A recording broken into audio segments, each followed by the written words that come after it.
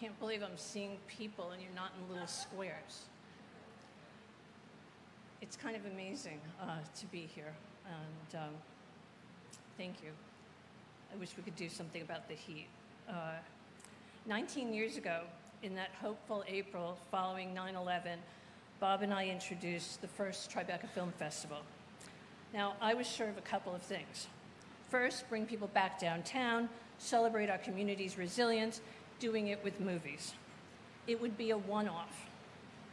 The second thing I was sure of is that if there were to be another festival, it would get easier. Well, the next 19 years were not without its challenges, but generally, I was right about that first one being the most difficult, until this year. The 2021 Tribeca Film Festival, our 20th, is North America's first major in-person film festival in over a year.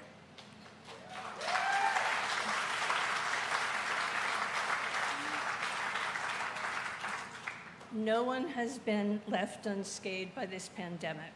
We have lost friends, families, jobs, and life savings.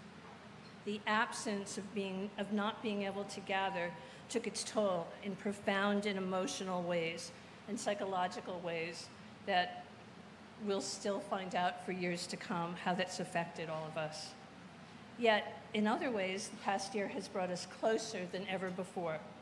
We learned that a workplace is not just coming into an office. It's about staying connected by any means necessary. Okay, so we all know how to Zoom now, and we can FaceTime and dial in and whatever, but come on, there is nothing like seeing each other in person. Only by being together can we truly begin to reopen, reconnect, and celebrate. In my opening remarks for the first festival in 2002, I said, our craft as filmmakers can help us mourn, remember, and honor. Now let us begin to use our craft to celebrate the future.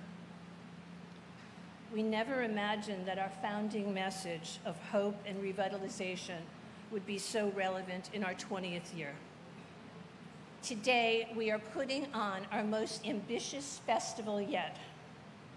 We hope to once again be a symbol of resilience and a source of joy.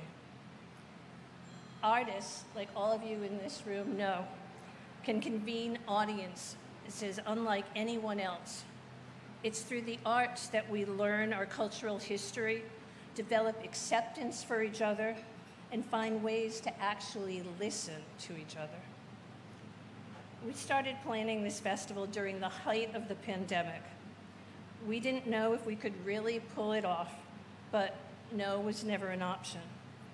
The limitations imposed by COVID forced us to reimagine what a film festival could be. At one point, we wanted to hang screens from the Brooklyn Bridge and the Manhattan Bridge. We wanted to have barges floating down the Hudson and people watching movies on the shoreline. It was insane. But then reality set in. Ka-ching. All kidding aside, in the end, we found something that was even better. We live and work in New York, the greatest city in the world. So,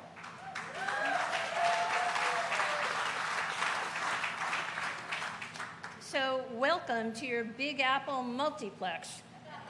Starting tonight, 2 40-foot LED HD screens will travel to 5 boroughs. We'll have outdoors theaters across the city, including right here on Pier 76, screening free to the public. Later today, we're going to Washington Heights to open the festival with In the Heights by master storyteller John M. Chu and Lin-Manuel Miranda.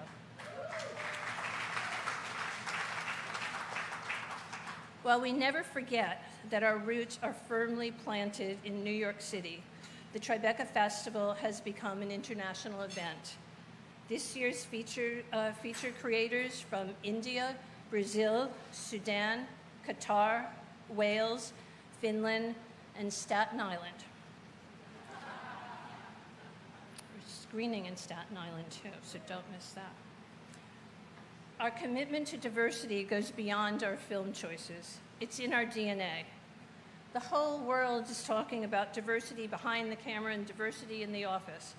This isn't new to us. Tribeca has always been intentional about having diverse voices within the company, and of course, the stories that we select. We're a majority women-run organization. More than 2/3 of our features this year were directed by women, BIPOC, and LGBTQ+ filmmakers.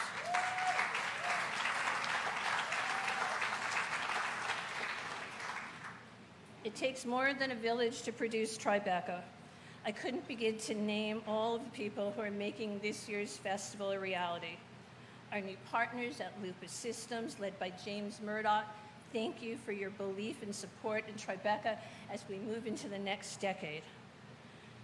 And I have to particularly thank our extraordinary leadership team: Paula Weinstein, Pete Torres, Sandy O'Haron, Jackie Hassel, Eileen Rodriguez, Patty Newberger, Gloria Jones, and Nancy Lefkowitz.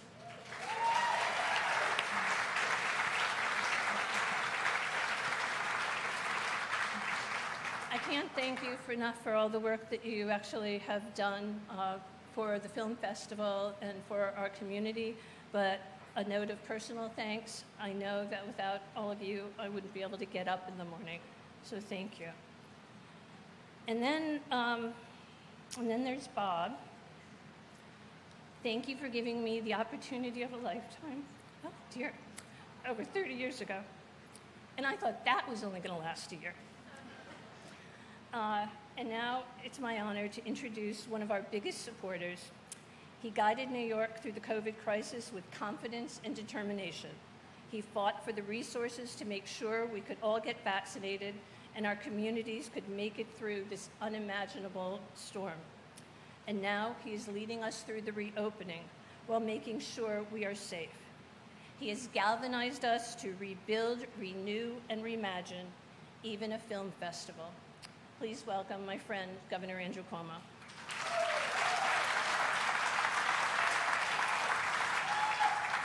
Beautiful. Thank you. How beautiful is this, isn't it? Forget the weather, a little warm, but we are together, and there are smiles, and there are faces, and there is humanity restored. Amen. We made it. We made it. We made it. We made it together. Let's give a big round of applause to the entire Tribeca team who really did a great job. Paula Weinstein, Nancy Lefkowitz.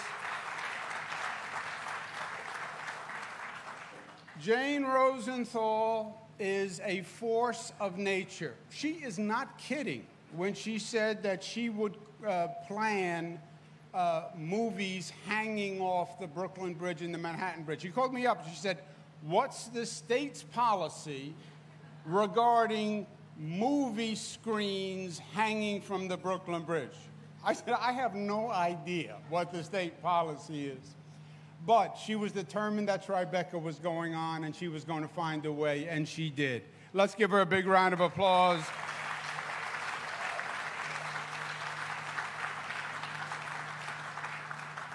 We have Steve Cohen here, who's head of the Empire State Development Corporation, works with Tribeca. Melissa DeRosa, secretary to the governor, who works with Tribeca. Let's give them a round of applause.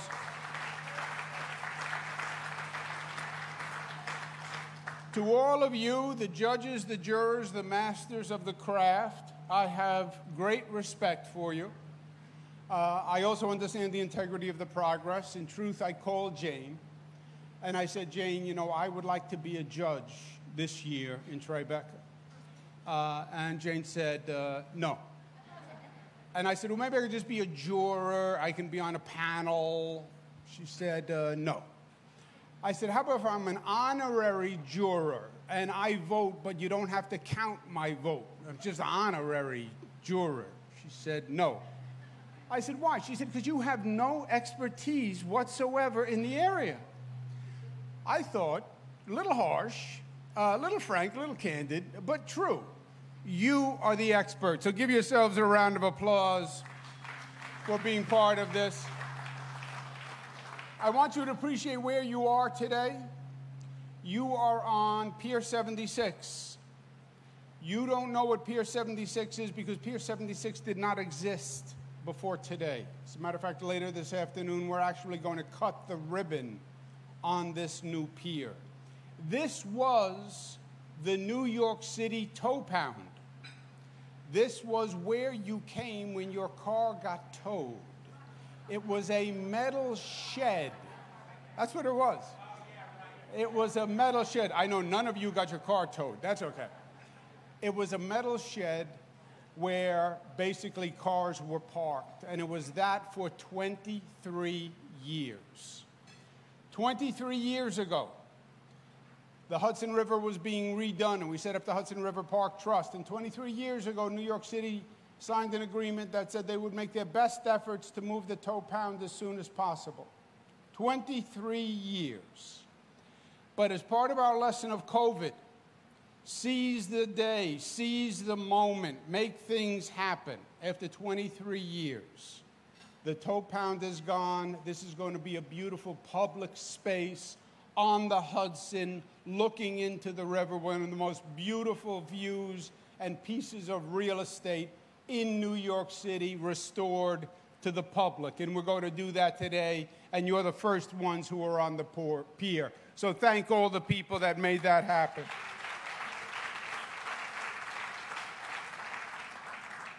I also want us to remember today that we celebrate Tribeca's 20th anniversary.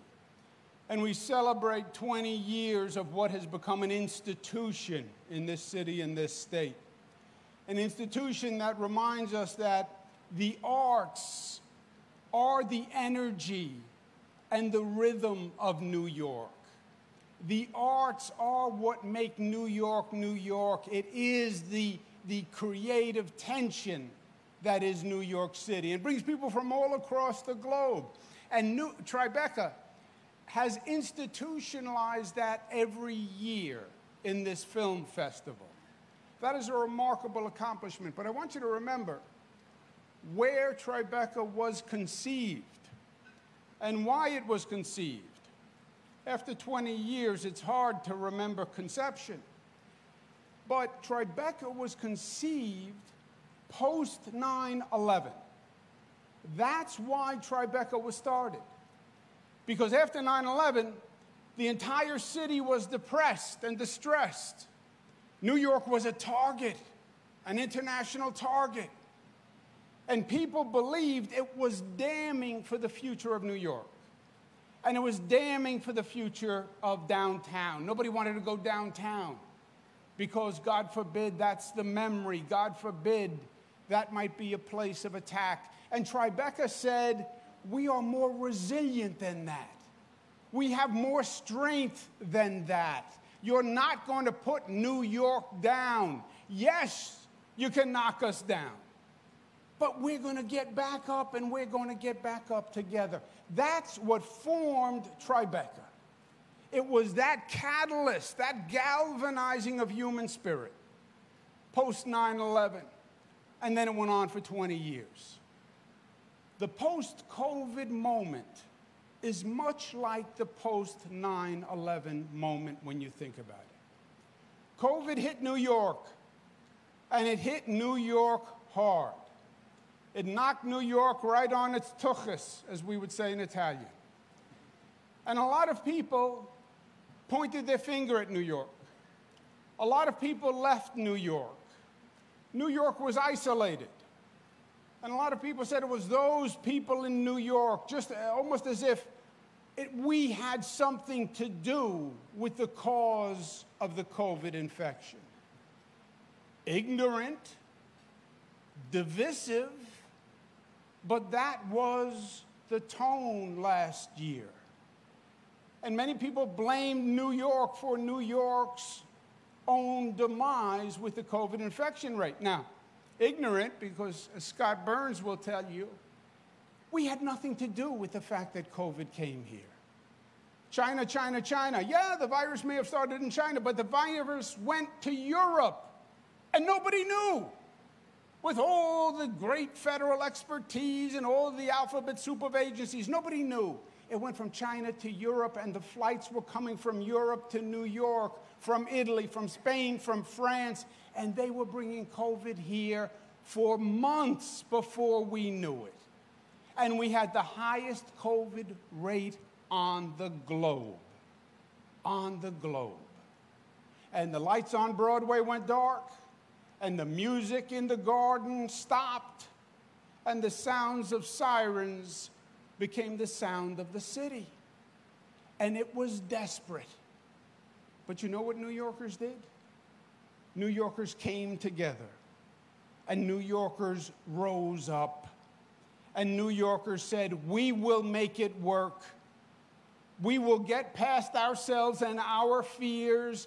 And from that desperation came a spirit of community that I haven't seen in my lifetime as a native New Yorker. And people were there one for the other. And that's what the mask is all about.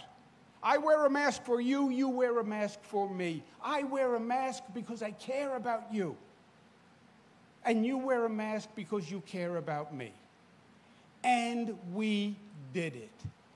New York went from the highest COVID infection rate on the globe to today, where New York State has the lowest positivity of any state in the United States of America. That's what we did. So, my friends, never underestimate what the power of unity and the power of community and the power of love can do. We've never really tried that proposition in this nation. Division is easier. Anger is easier. Hatred is easier. But love is more powerful. And that's what brought New York through this storm, was love. Tribeca celebrates that spirit today. Just as they did bring everyone together post 9/11, they bring everyone together post-COVID. This is the reopening of New York. We are back. We have announced that we are going to hit 70% vaccination rate. We're going to hit it early. We're going to relax virtually all of the restrictions. Today, we are at 69.1%, so we're 9/10% away from liberation. And by the time Tribeca is over, we're going to be there. And it is fitting that as Tribeca led us through 9/11, Tribeca has beckoned us through COVID. I want to present 2 awards, one to Jane Rosenthal and one to Robert De Niro, because the greatest journey starts with a single step, and to get through what we got through requires a combination of determination, skill, ability, and leadership. Leadership. Somebody who stands up and somebody who believes and somebody says, I'm going to plot a different course. That is Robert De Niro. He represents the best of New York.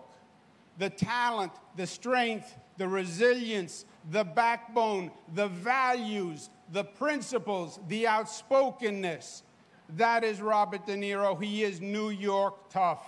And Robert De Niro and Jane Rosenthal are the dynamic duo and an unbeatable team.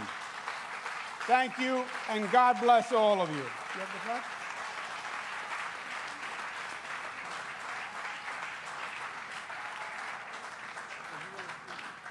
Jane, if you would come up and claim these very heavy state awards. Or I will bring them to you. Whatever you want, Jane, as usual.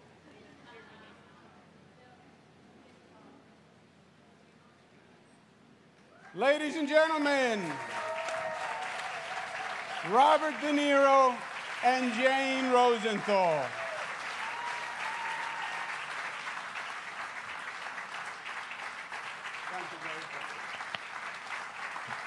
Congratulations. Congratulations.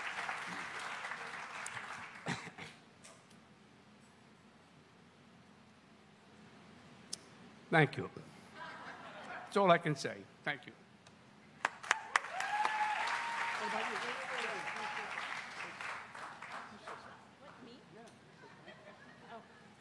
Thank you, Governor. Thank you to all of you. This is really about our entire team and everybody. It's also about the essential workers and people who have kept this city running when all of us were at home. So we thank everyone, and we're going to have a great festival. Thank you.